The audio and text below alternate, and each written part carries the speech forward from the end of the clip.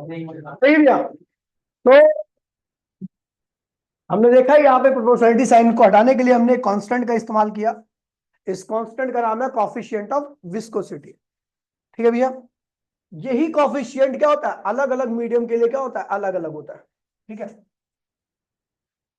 Different for different for different medium, अलग अलग medium के लिए क्या होता है, अलग अलग होता है। अच्छा, इसकी वैल्यू जिसके लिए ज्यादा होगी वो लिक्विड ज्यादा गाढ़ा होगा, यानी उसके अंदर अगर आप फ्लो करोगे चलोगे तो वो लिक्विड आपके लिए अपोजिंग फोर्स ज्यादा क्रिएट करेगा।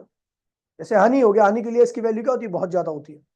पानी हो गया, पानी के लिए इसकी वैल्यू, और एयर हो गया, एयर के लिए इसकी वैल्यू क्या होती है, काफी कम होती है। तो ज्यादा होगा तो जो फोर्स रहेगा वो भी क्या आएगा, ज्यादा ही आएगा। ठीक है। और अगर इसकी वैल्यू क्या होगी, कम हो गई, तो जो अपोजिंग फोर्स लग रहा है, अपोजिंग अपोजिंग फोर्स, वो क्या लगेगा, कम लगेगा। ठीक है। अगर एक बात करूं ज्यादा किसके लिए होता है, तो आपका हो गया हनी हो गया, हनी हो गया और ब्लड हो गया। ठीक है। और एक्सेट्रा, इन सबके लिए क्या होती है, इसकी वैल्यू क्या होती है, ज्यादा होती है। ठीक है। और कम किसके लिए होता है भाई, चुप जाओ, एयर के लिए कम होती है, वाटर के लिए कम होती है इसकी वैल्यू। ये चीज ध्यान में रखना। ठीक है। अच्छा, हमने देखा फॉर्मूला क्या है, फॉर्मूला क्या है, एफ इक्वल्स टू में वेक्टर फॉर्म करने आ रहा हूं मैं। ठीक है, वेक्टर फॉर्म। हमने देखा फोर्स क्या था, eta A D A upon में D T, sorry DV upon में डीएक्स। अच्छा, एक चीज देखिए भैया, तो वेलोसिटी क्या होती है, वेक्टर क्वांटिटी होती है, और फोर्स भी क्या होती है, वेक्टर क्वांटिटी। तो वेक्टर फॉर्म होगी, लेकिन यहां पर एक कमी है। आप देख रहे हो जो वेलोसिटी है वो कहां है भैया, डीवी की जो वैल्यू है क्या है, राइट साइड में कहां है, और फोर्स जो है वो कहां है, लेफ्ट साइड में। जब दो वेक्टर क्वांटिटी एक दूसरे के अपोजिट होती है और आप उन दोनों को बराबर करते हो तो एक के आगे क्या लगाते हो, माइनस लगा देते हो, और ये माइनस क्या बताएगा, F opposite to DV vector, DV vector. जो फोर्स है वो रिलेटिव वेलोसिटी के क्या है, अपोजिट है। ठीक है। आगे बढ़ते हैं भैया।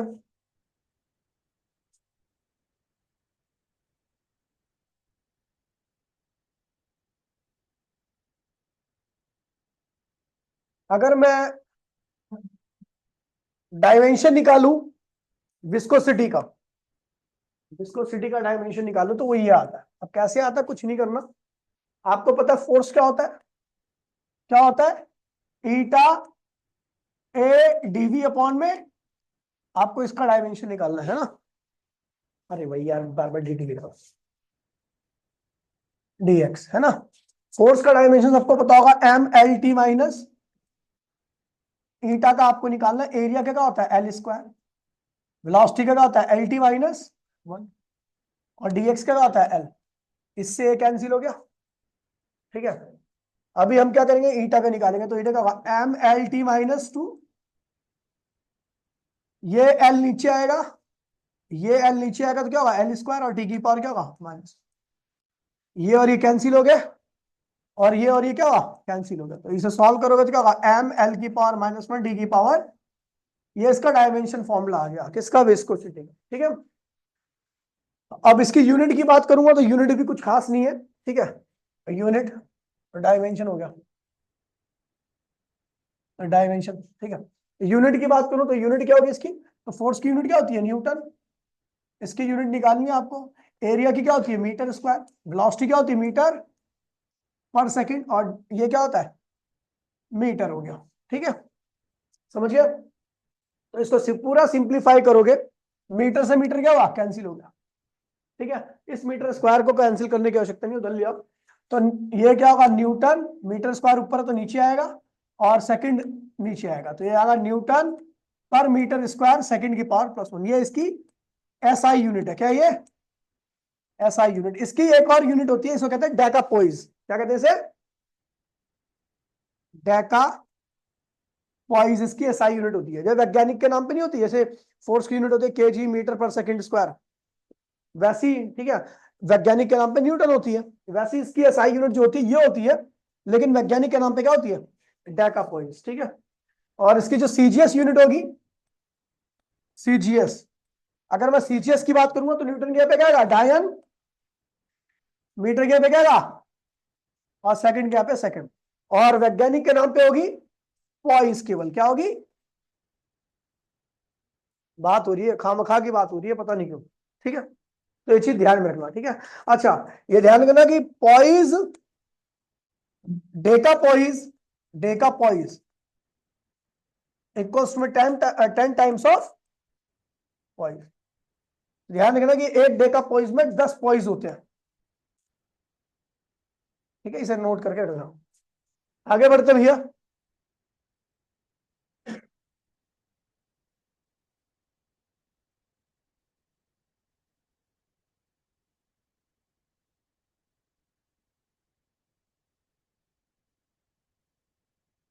ठीक है, practical application of knowledge of viscosity.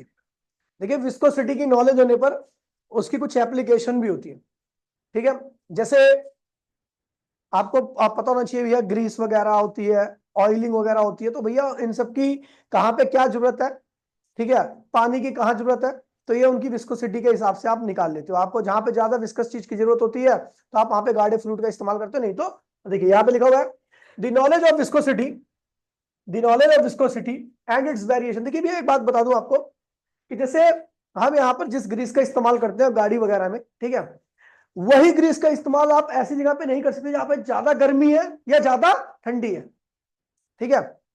काम तो वही है ग्रीस का कि वो क्या कहते हैं पुर्जे वगैरह को स्मूथनेस प्रोवाइड करता है ताकि गाड़ी वगैरह आसानी से चल जाए, लेकिन आप सेम टाइप की ग्रीस हर जगह पे इस्तेमाल नहीं कर सकते, क्योंकि अलग अलग तरह के ग्रीस अलग अलग क्लाइमेट में क्या होती है, अलग अलग तरीके से बिहेव करती है। तो वही लिखा हुआ है the knowledge of viscosity and its variation with the temperature help us to select the suitable lubricant given by the machine of different season। अलग अलग सीजन में अलग अलग, एक ही मशीन जो होती है गर्मी में अलग तरीके ग्रीस को रिक्वायरमेंट होती है, और एक मशीन होती है, वही मशीन जो होती है वो ठंड में अलग तरह की ग्रीस की रिक्वायरमेंट करेगा, ल्यूब्रिकेंट, ठीक है, समझ गया, ठीक है। लिखा हुआ है लिक्विड ऑफ हाई विस्कोसिटी। देखिए आपने वो सोकर देखे, सोकर, सॉकर के रबड़ लगाई जाती है बाइक के सॉकर में, उसके बीच में फ्लूइड भरा जाता है, ठीक है, जब सोकर लीक हो जाता है तो वही फ्लूइड निकलता है, देखा आपने, तो वही लिखा हुआ है, कह रहे हैं कि liquid of high viscosity are used as buffer for the absorbing shock during the वो जो स्टंट वगैरह करते हैं ना, स्टंट वगैरह जो करते हैं वो उसमें बाइक वगैरह में, ट्रेन्स वगैरह में भी बफर्स होते हैं, तो बफर के बीच में, बफर जानते हो ना, अभी जो एक अभी दुर्घटना घटी उसके बीच में एक जो जोड़ने वाला बंदा था, जोड़ता बोगीज को, वो बीच में आ गया था, मर गया वो, है ना। तो वो जो होता है ना, वो जो आपको दिखता है इस तरीके का होता है, इस तरीके का होता है, दो ट्रेन, ठीक है, इसे बफर्स कहते हैं। सुन लीजिए, ये बफर स्प्रिंग के थ्रू लगा होता है और इसके बीच में एक फ्लूइड भी होता है। वो फ्लूइड क्या करता है, जब दो ट्रेनें आपस में मिलती है ना तो ये दबता है और इसके सारे शॉक को कौन एब्जॉर्ब कर लेता है, ये लिक्विड और ये स्प्रिंग, समझ गया भाई, प्लीज बोलिए मत यार, प्लीज रिक्वेस्ट है, ये रहने देना, जो आपको समझ में थोड़ा कम आया वो एप्लीकेशन रहने देना, ठीक है, बस, ठीक है। आगे बढ़ते हैं, तो ये आपको नहीं लिखना, केवल ऊपर के 3 लिखना है भाई, प्लीज बोलिए नहीं कोई भी। आगे बढ़ते हैं भैया,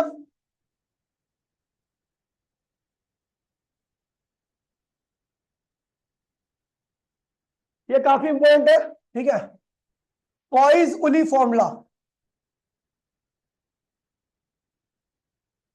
पॉइज उली फॉर्मूला, इसकी डेरिवेशन मैं करा रहा हूं, डायमेंशन एनालिसिस के थ्रू होगी, कुछ भी नहीं है। पॉइज उली फॉर्मूला बताता भी है कि एक पाइप है, कैपिलरी ट्यूब बोल दो, वो हॉरिजॉन्टल है, क्या है, उसके एक एंड से दूसरे एंड की तरफ क्या आ रहा है, लिक्विड आ रहा है, क्या आ रहा है, और जब लिक्विड आ रहा है तो लिक्विड का कुछ वॉल्यूम होगा, तो वो जो वॉल्यूम पर सेकंड पाइप से निकल रहा है, ठीक है, उसकी वैल्यू निकालने के लिए जिस फॉर्मूले का इस्तेमाल किया जाता है उसी को हम क्या कहते हैं, पॉइज उली। पाइप कैसी होनी चाहिए, हॉरिजॉन्टल, पाइप कैसी होनी चाहिए, और लिक्विड जो फ्लो कर रहा है उसमें क्या, वो जो लिक्विड जो फ्लो कर रहा है उसके अंदर, उसका फ्लो जो होना चाहिए वो यूनिफॉर्म होना चाहिए, मतलब स्टडी फ्लो होना चाहिए। क्या होना चाहिए? तो दूसरे एंड से जो पानी निकल रहा है पर सेकंड, वॉल्यूम जो निकल रहा है पर सेकंड, उस फॉर्मूले को, उस वैल्यू को कैलकुलेट करने के लिए जिस फॉर्मूले का हम इस्तेमाल करते हैं, उसी फॉर्मूले को हम क्या कहते हैं? पॉइज़-उली फॉर्मूला। क्या कहते हैं? पॉइज़-उली फॉर्मूला क्या होता है रोहित? हॉरिजॉन्टल पाइप से जो लिक्विड पर सेकंड में निकल रहा है, जिसका फ्लो कैसा है? यूनिफॉर्म है, तो उस वॉल्यूम पर सेकंड की कैलकुलेशन के लिए जिस फॉर्मूले का इस्तेमाल किया जाता है उसे पॉइज़-उली फॉर्मूला कहते हैं। क्या कहते हैं इसे? पॉइज़-उली फॉर्मूला। यहां पे लिखा हुआ है भैया बड़े साधारण भाषा में, और बहुत बिल्कुल आसान चैप्टर है ये, सीधा सीधा स्ट्रेट फॉरवर्ड है। और मैं जानबूझ के कुछ ऐसी उलझी बातें नहीं करता। मैंने यहाँ पे 3 चीजें क्यों कटवा दी, क्या मैं समझा नहीं सकता आपको? नहीं, काम की नहीं है आपके। ठीक है, आपको पता लग गया प्रैक्टिकल एप्लीकेशन क्या है, बस इतना आ जाता है। ठीक है, इससे ज्यादा नहीं आता। लिखा है volume of liquid flowing out per second, क्या है? किससे? हॉरिजॉन्टल कैपिलरी ट्यूब, जिसकी लेंथ क्या है, रेडियस क्या है, और प्रेशर डिफरेंस। सुन लीजिए, एक बात और बता दे रहा हूं मैं आपको। अगर पानी कहीं से निकल रहा है, भाई ध्यान दीजिए, पानी कहीं से, तो इसका मतलब जहां पर पानी निकल रहा है वहां का प्रेशर क्या था? कम था। और जहां से पानी आ रहा है वहां का प्रेशर क्या है? ज्यादा है। लिक्विड फ्लो हमेशा होता है higher pressure to lower pressure. जैसे दोनों एंड पर प्रेशर बराबर होता है, लिक्विड का फ्लो क्या होता है? रुक जाता है। क्या होता है? लिक्विड का फ्लो हमेशा हाइयर से लोअर पे होता है, यानी प्रेशर डिफरेंस होना चाहिए। जिस एंड से पानी आ रहा है वहां का प्रेशर ज्यादा, और जहां पर आ रहा है पानी वहां का प्रेशर, ये दोनों प्रेशर ज्यादा कम है ना, तो यानी इनके बीच में क्या होगा? प्रेशर डिफरेंस होगा, और उसी डिफरेंस की वजह से लिक्विड का फ्लो होता है। और जैसे ही प्रेशर डिफरेंस की वैल्यू 0 होती है, यानी दोनों एंड पर प्रेशर क्या होता है? सेम होता है, लिक्विड का फ्लो क्या होता है? रुक जाता है। अब लिक्विड फ्लो नहीं करेगा। चलो देखिए भैया, ठीक है, तो वही लिखा प्रेशर डिफरेंस। यहाँ लिखा था वॉल्यूम, किस फॉर्मूले का क्या कैलकुलेट करने के लिए यूज होता है?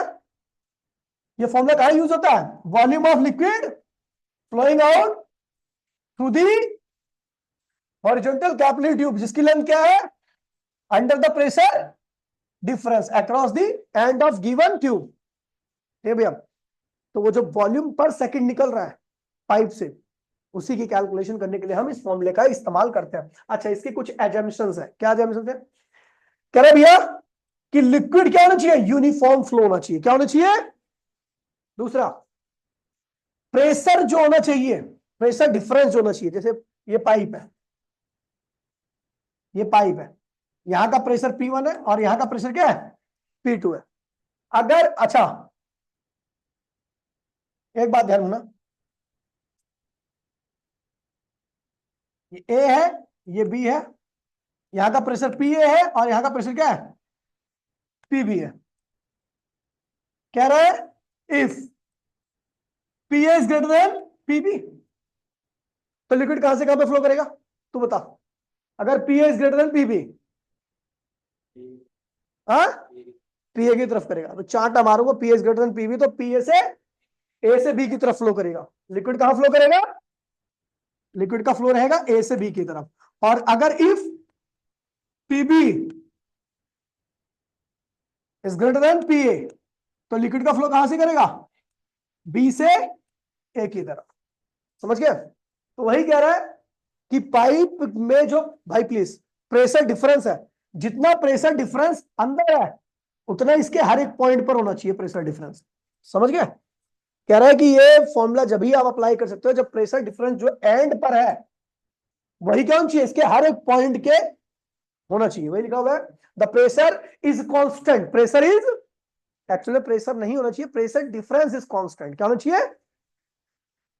प्रेशर डिफरेंस क्या होना चाहिए? हर पॉइंट पर क्या होना चाहिए? कांस्टेंट होना चाहिए। ठीक है। अच्छा, आपको दूसरी बात यह ध्यान रखनी है कि जो लिक्विड की लेयर पाइप के कांटेक्ट में होगी उसकी वेलोसिटी क्या होगी? 0। और जो एक्सिस पे होगी, ये एक्सिस है, ये क्या है? एक्सिस है। जो लिक्विड की लेयर एक्सिस पे होगी उसकी वेलोसिटी क्या होगी? मैक्सिमम। और जो लिक्विड की लेयर क्या है? पाइप के ऐसे कांटेक्ट में होगी, तो वहां की वेलोसिटी क्या होगी? 0 होगी। ठीक है। और दूसरी बात है, ये फॉर्मूला आप जब भी अप्लाई कर सकते हो जब पाइप कैसी होनी चाहिए? हॉरिजॉन्टल, ताकि ग्रेविटी हर जगह पे क्या लगे? अब अगर हॉरिजॉन्टल रहेगी तो यहाँ की ग्रेविटी, यहाँ की हर जगह पे ग्रेविटी क्या होगी? सेम रहेगी। लेकिन अगर पाइप यहाँ ऐसे रहेगी तो यहाँ की ग्रेविटी ज्यादा और यहाँ की ग्रेविटी कम। समझ गया? तो ग्रेविटी हर जगह पे सेम रहे, इसलिए पाइप क्या होनी चाहिए। तो आपने देखा भैया पॉइसली फॉर्मूला क्या है भैया, पॉइसली फॉर्मूला लिक्विड पर सेकंड की कैलकुलेशन करता है उस पाइप से जो पाइप क्या है हॉरिजॉन्टल है, जिसके अंदर जो लिक्विड फ्लो कर रहा है वो क्या है, जिसके अंदर प्रेशर डिफरेंस हर जगह पर क्या है कांस्टेंट हो, लिक्विड का फ्लो कैसा है स्टडी हो, ठीक है। वहां से जो लिक्विड पर सेकंड में निकल रहा है उसी की कैलकुलेशन करता है। चलो इस फॉर्मूले को ड्राइव करते हैं, ठीक है, डायमेंशन के थ्रू ड्राइव करना है। क्या हुआ, क्या हुआ, कोई बात नहीं, ठीक है। तो 1 मिनट देख लो यार, ठीक है, डेरिवेशन, ठीक है, डेरिवेशन, ठीक है भैया। डेरिवेशन क्या कहती है, देखिए v अपॉन में टी, इसे कहते हैं volume, volume per second, volume per second कहते हैं इसको, ठीक है। तो कहता है भैया बाय ऑब्जर्वेशन या by dimension analysis, by dimension, ठीक है, v अपॉन में टी जो है यानी वॉल्यूम पर सेकंड है, वो किस पे डिपेंड कर रहा है, प्रेशर डिफरेंस पे। किस पे डिपेंड कर रहा है, इसको डेल्टा पी लिख देते हैं, क्या लिख देते हैं, पी मतलब डेल्टा पी मतलब प्रेशर डिफरेंस। डेल्टा पी का मतलब क्या है, प्रेशर डिफरेंस। और प्रेशर डिफरेंस क्या होता है, हाइयर माइनस लोअर। और लिक्विड का फ्लो कहां से कहां पे होता है, हाइयर टू लोअर होता है, तो डेल्टा पी से लिखा मैंने, ठीक है। दूसरा, जो वॉल्यूम पर सेकंड है जो पाइप से फ्लो कर रहा है वो लेंथ पे भी डिपेंड कर रहा है। अच्छा, लेंथ, सॉरी लेंथ पे भी डिपेंड कर रहा है, लेकिन एक बात बता दूं आपको, सुन लीजिए, अभी एक कमी आएगी उसको मैं आपको रिमूव करूंगा, ठीक है। पाइप की लेंथ पे डिपेंड कर रहा है, प्रेशर डिफरेंस पे डिपेंड कर रहा है, ध्यान दीजिएगा। दूसरा, वॉल्यूम पर सेकंड डिपेंड कर रहा है विस्कोसिटी पे। किस पे डिपेंड कर रहा है, जैसे हल्का लिक्विड बहुत ज्यादा फ्लो करता है 1 सेकंड में, अगर आप पानी एक पाइप से देखोगे तो काफी ज्यादा निकलेगा, और उसी पाइप से अगर आप ऑयल वगैरह जो होता नहीं है, गाड़ी वगैरह में ऑयल डलता है लुब्रिकेंट की फॉर्म में, तो वो कम निकलेगा क्योंकि उसकी विस्कोसिटी क्या है, ज्यादा है, और पानी की विस्कोसिटी क्या है, तो समझ गए इस पे। और लास्ट है इसका आपका volume per second depends upon the radius of pipe. क्या है, विस्कोसिटी ऑफ लिक्विड, भाई प्लीज बोलिए मत, लेंथ ऑफ पाइप, और दूसरा क्या है, रेडियस ऑफ पाइप। लेकिन दिक्कत कहां आ रही है, ड्राइव करने को मैं कह रहा हूं कर दूं इसको, लेकिन दिक्कत एक जगह पे आ रही है, कोई बताया मेरे को दिक्कत क्या है। मैंने जो वॉल्यूम पर सेकंड है वो कितने फैक्टर पे डिपेंड कर दिया है, 4 फैक्टर पे, और डायमेंशन एनालिसिस करो मैक्सिमम 3 फैक्टर पे आप निकाल सकते हो, मतलब हम इससे नहीं निकाल सकते। तो भैया लेकिन आप एक जानते हो, मैंने बोला था भैया यहां पर हम क्या करते हैं, प्रेशर डिफरेंस और लेंथ को कंबाइन करके एक क्वांटिटी बना लेते हैं, जिसको क्या बोलेंगे, pressure per unit, pressure difference per unit. तो भैया हमने क्या किया, इस वाले को मीटर करके इसको डिवाइड कर दिया लेंथ से, इसको डिवाइड कर दिया। अब यहां पर हम देख रहे हैं कि वॉल्यूम पर सेकंड एक फैक्टर पे, दूसरे फैक्टर पे, और केवल 3 फैक्टर पे डिपेंड कर रहा है। ये होगी आपकी पहली इक्वेशन, और ये होगी, और ये होगी आपकी, अच्छा भाई प्लीज बोलिए मत भाई, रिक्वेस्ट है, इसे क्या कहेंगे, pressure difference per unit length. समझ गए भैया, आपने पाइप की लेंथ से प्रेशर डिफरेंस को डिवाइड कर दिया, ये हो गया pressure difference per unit length. अब इन तीनों कंबाइन कर दिए, ऑन कंबाइनिंग,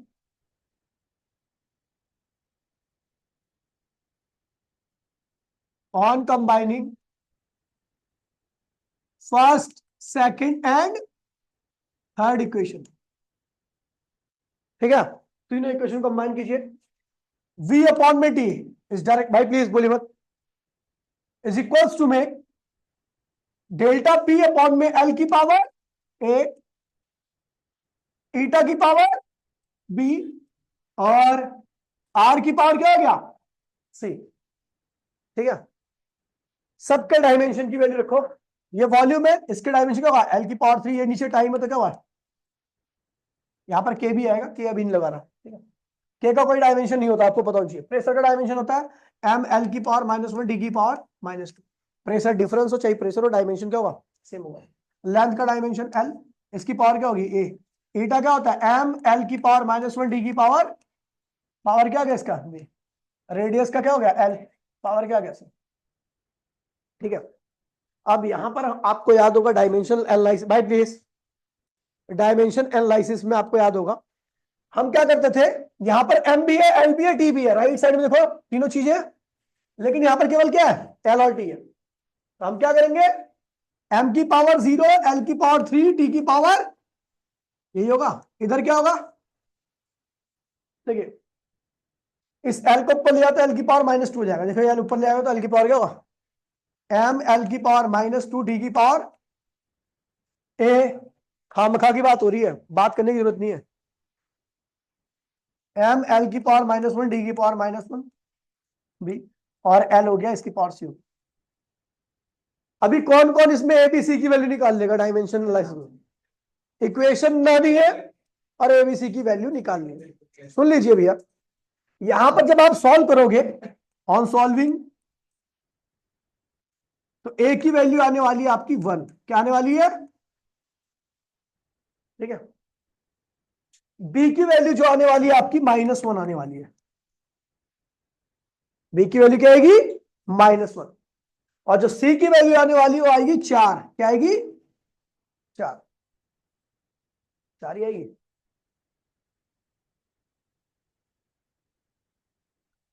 एक मिनट, क्या था पीछे फॉर्मूले में पॉजिटिव में, हाँ 4, 4, ठीक है। इन सारी वैल्यूज को आपको यहां रखना है इस वाले इक्वेशन में, ठीक है।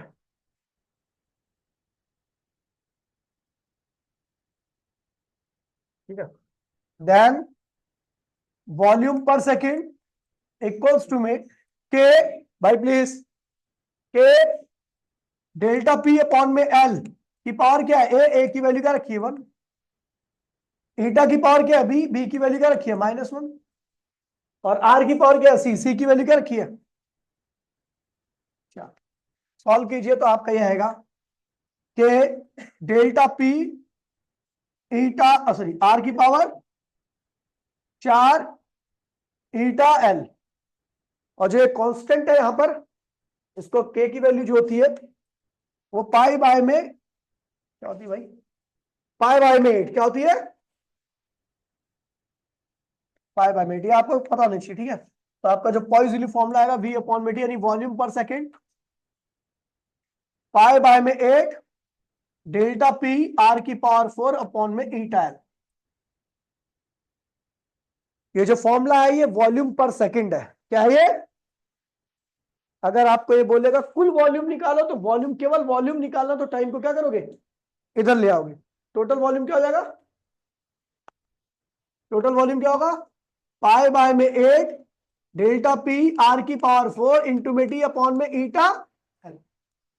ये टोटल वॉल्यूम क्या हुआ, टी टाइम का वॉल्यूम हो गया, क्या हो गया, वॉल्यूम इन टी टाइम। ये क्या है, वॉल्यूम पर सेकेंड। ये वॉल्यूम किससे, हॉरिजॉन्टल पाइप, जिसका क्रॉस सेक्शन एरिया यूनिफॉर्म है, प्रेशर डिफरेंस जो है पर यूनिट लेंथ पर वो क्या है, कांस्टेंट है।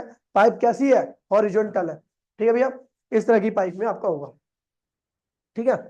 अभी खैर एक डेरिवेशन रही गई है स्टोक्स लॉ, ठीक है, सुन लो, जो पीछे करा दिया है, करा दूं, बता दो आप लोग, ठीक है। इतने ध्यान देते हैं, अगली क्लास में, अगली 2 क्लास में चैप्टर निपटा के न्यूमेरिकल आगे छुट्टी, इसकी असाइनमेंट मिल जाएगा, ठीक है। मिलते डी में थोड़ा